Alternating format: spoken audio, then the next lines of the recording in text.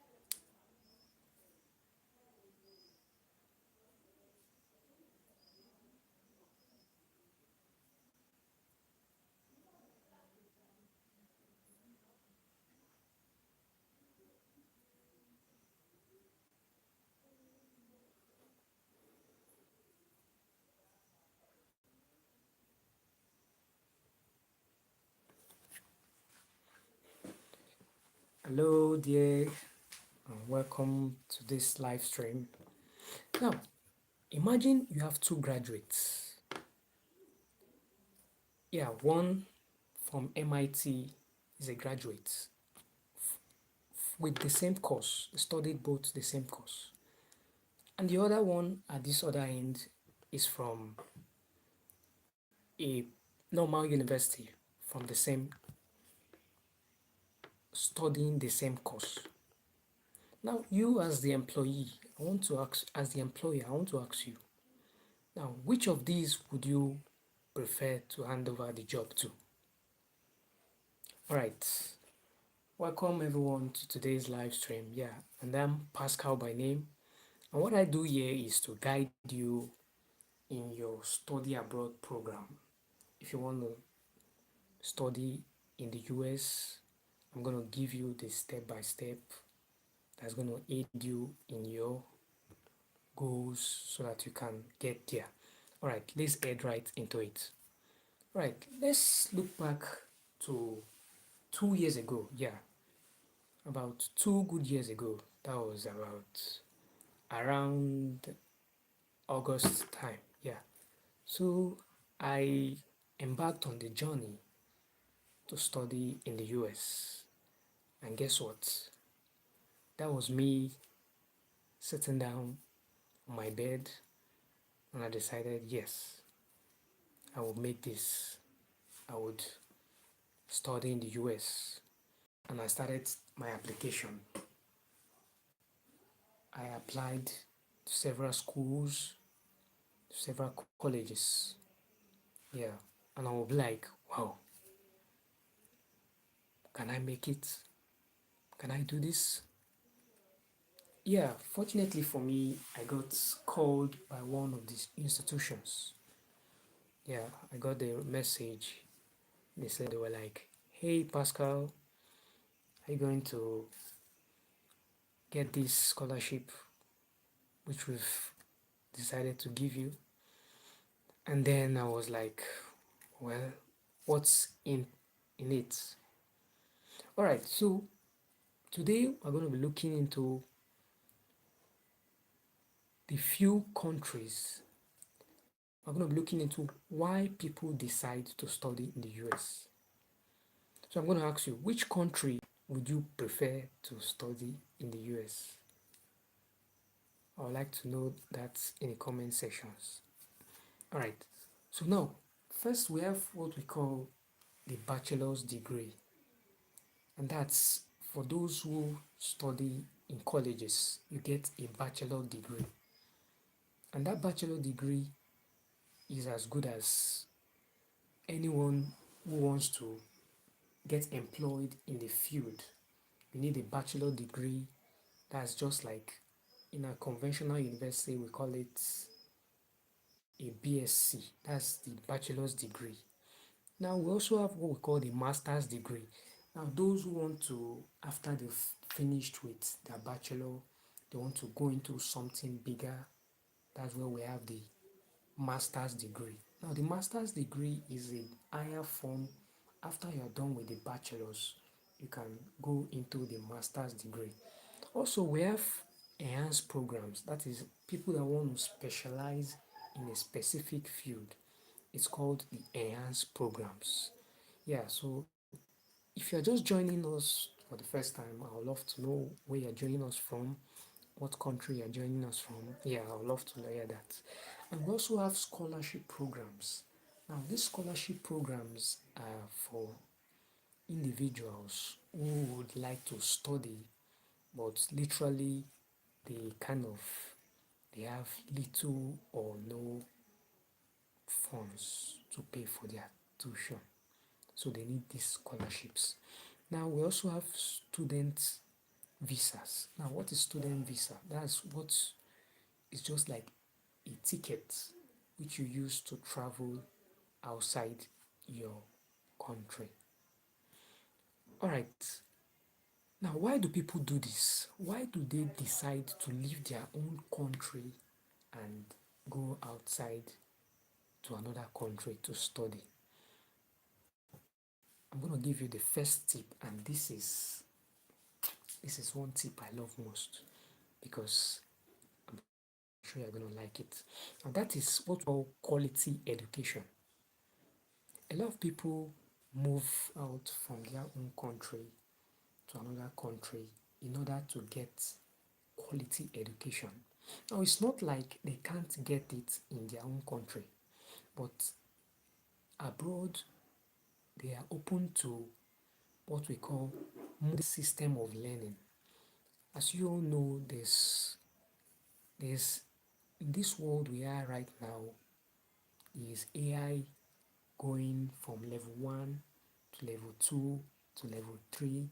Now this is the modern system of learning, and that's what most people want to get from their study abroad programs. Yeah, I can see you, Garcia from Brazil. Yeah, love to have you. Yeah, and secondly, we have what we call research opportunities. Now, people come to study abroad for the purpose of research. They study abroad in order to find out what is new, what they don't have in their own country. So they come there so that they can find out what is new.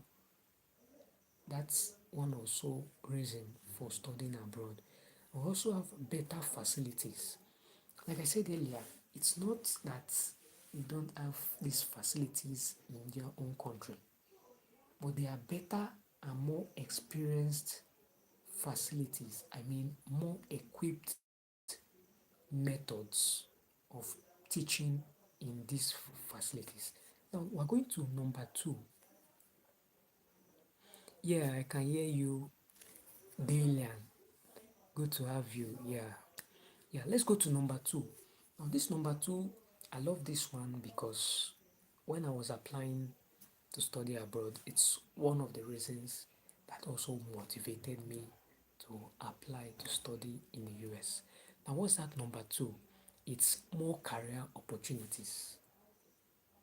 People decide to leave their own country, to leave their own comfort zone for the purpose of going to secure more career opportunities. Now, in these universities, in these colleges outside, these abroad programs, you have the opportunities, you have the possibility of the global market. What I mean by global market, that's it's a wide area where you can develop yourself. You also have possibility of getting international internship.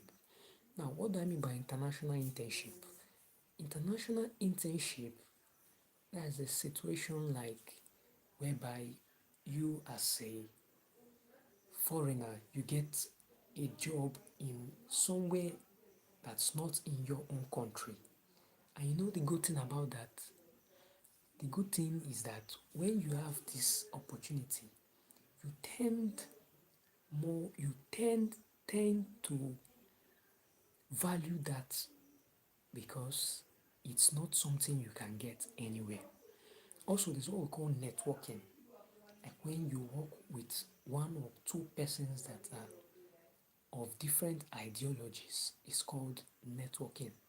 So it's also one of the advantages of being in the US in studying abroad program. Yeah, you said, can you jump? Okay, yeah, I'll be quick. Then going to the third reasons, scholarships can reduce cost. Now, when we talk of scholarships, we talk of three different categories of scholarship. We have the fully funded scholarships, we have the partial funded scholarship, and we also have the governmental scholarship. Now, a fully funded scholarship is a situation whereby you are given a full access. That is, you don't have to pay a single dime of money. That's the single, that's where we have the single funded scholarship. Now, secondly, the partial funded scholarship.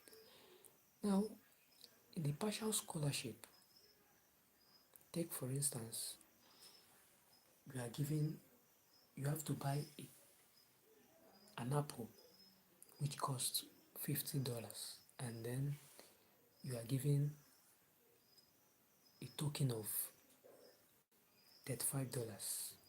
That's just what a partial scholarship looks like. You have to pay the little remaining amount of money while you are given the other part. That's partial scholarship. Then we have government scholarship.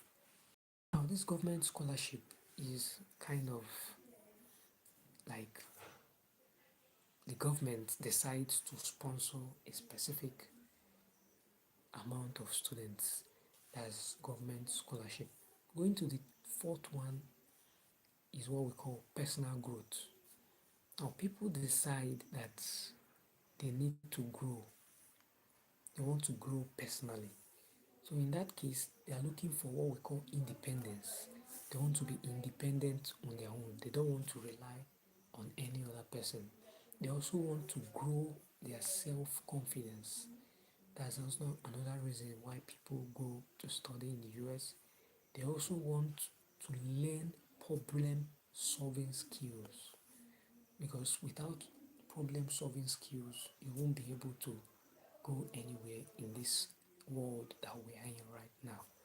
And they also want to be matured. So it's one of the reasons why people go to study abroad. Now, looking at the last but not the least one, exposure to different cultures. Now imagine being in a country where people, instead of the normal way they eat, they use stick, toothpick. There's this kind of yeah. So you get to learn people's culture. You can also learn their languages. Like I know a lot of people that they know how to speak French, they know how to speak Spanish. So you can also learn this as well. And also different lifestyles. You get to learn different lifestyles. So what are some possible myths about study abroad? I know a lot of people say you have to have good grades before you can get admitted into study abroad. But good grades is not just the main and important thing. It's not just like it's not a major criteria for you to get access into a study abroad program. There are other main things like your extracurriculars. Those are some other things that can account for you. Now, people also ask, must you be able to speak perfect English? Well, that's not actually something that's important. Now, in terms of speaking English, you can be able to speak little bit of English. You don't have to be proficient in your speaking English. What you just need to know is basics. That's it. And then, is it only for rich people? Well, that's not true. You can't tell me that because you are rich and others aren't rich, that you have the 90% probability of getting into study abroad program. Now, take this as an example. I said earlier, extracurriculars is a major criterion, not just your intelligence, your extracurriculars, because it covers a wider range. Now, take for instance, you want to employ someone for a job. Now, this guy here has a lot of exposure. He has performed in JIT Club, he has sung in a lot of competitions. He has also, as well, been a coordinator of an event. Now, you find out that people tend to trust this man because he is seen as someone with a lot more of experience. So that's it. That's what we're talking about. It's not just about you being rich or not being rich. Now let's go to, is it possible to get a visa? Of course. It's likely possible for you to get a study visa of your own. So with this being said, if you got any questions right now, you can ask your questions. I would love to hear them before we round up this session.